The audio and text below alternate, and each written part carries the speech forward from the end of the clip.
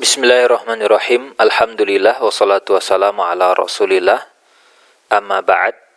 Pada video kali ini kita akan lihat tentang pembagian atau klasifikasi dari harta haram.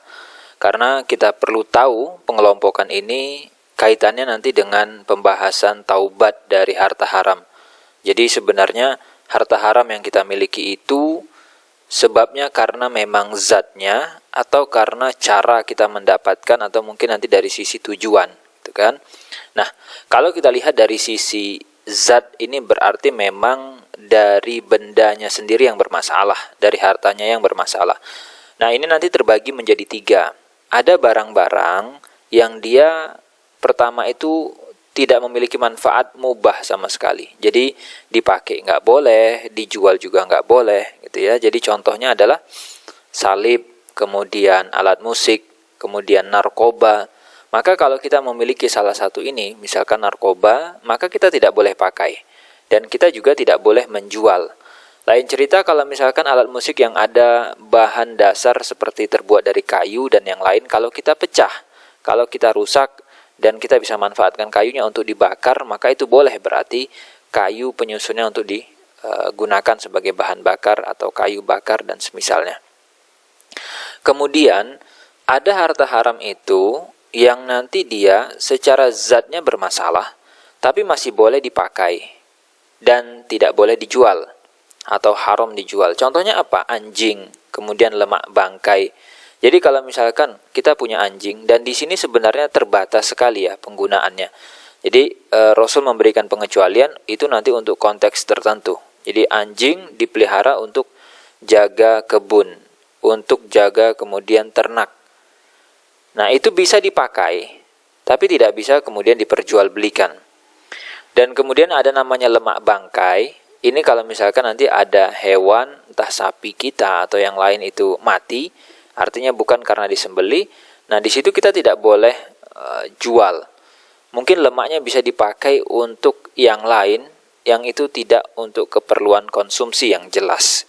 Nah, yang ketiga ada benda atau ada harta yang dia kita boleh pakai dan kita boleh jual. Berarti ini tidak boleh hanya untuk dikonsumsi. Yang tidak boleh itu untuk konsumsi. Contohnya apa? Keledai, bagol, kucing, dan yang lain. Jadi kita tidak boleh konsumsi keledai, tapi kita boleh pakai. Untuk apa? Ditunggangi.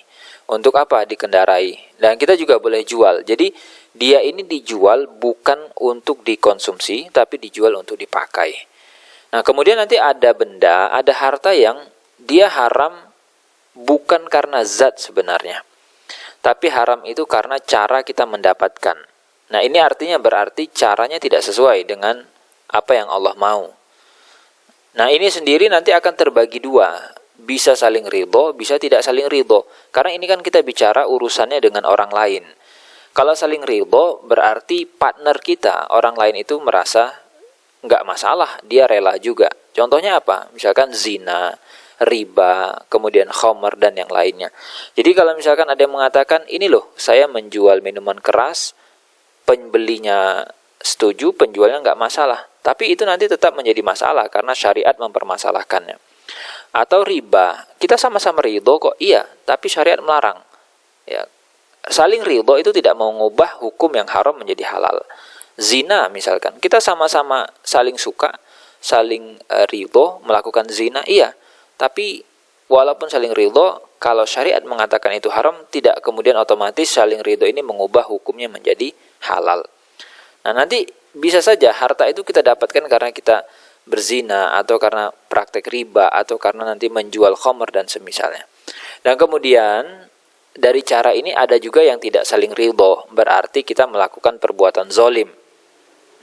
Ada orang misalkan mendapatkan harta dengan cara menipu, mengurangi timbangan, dia mencuri harta orang lain, atau mungkin melakukan pemaksaan, merampok, merampas. Nah, ini berarti dia tidak mendapatkan keridhaan dari orang yang memiliki harta tersebut.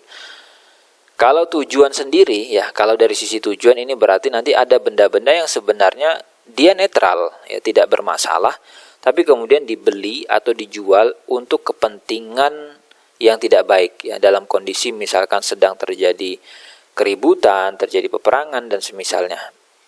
Jadi yang biasanya banyak dibahas itu dari sisi cara mendapatkan harta, bisa jadi zatnya mubah, ya. Uang itu mubah, tapi cara mendapatkannya dengan riba, maka menjadi bermasalah. Dan kemudian tadi ada dari sisi zatnya. Sehingga nanti kalau kita mau bicara bertaubat dari harta haram, kalau kita mau bahas tentang bagaimana caranya meninggalkan harta haram, kita lihat dulu. Kita haramnya dari sisi zatnya atau dari sisi caranya. Dan kemudian untuk cara sendiri, apakah kita mendapatkannya tidak saling ridho atau ada unsur saling ridho. Nah ini nanti kemudian akan berbeda cara menyikapi atau akan berbeda cara bertaubatnya. Kurang lebih seperti itu ya, pemetaan ataupun klasifikasi pembagian daripada harta haram ini sendiri. Maka ini yang kita harus catat, kita harus pahami poin ini, baru nanti ketika kita bahas tentang taubat dari harta haram dan seterusnya, ini kita akan lihat nanti efeknya atau pengaruhnya dari sisi pembagian ini. Itu yang kita bisa bahas pada video kali ini. Nanti kalau memang berminat untuk mengikuti kelas ataupun pengantar materi fikih muamalah, silahkan nanti bergabung dengan kelas materi pengantar fikih muamalah. Itu untuk pemula, bagi yang baru mulai belajar fikih muamalah atau mungkin ingin tahu lebih dekat mengenai fikih muamalah, bisa bergabung. Demikian, semoga bermanfaat dan menjadi ilmu yang berkah untuk kita semua. Assalamualaikum warahmatullahi wabarakatuh.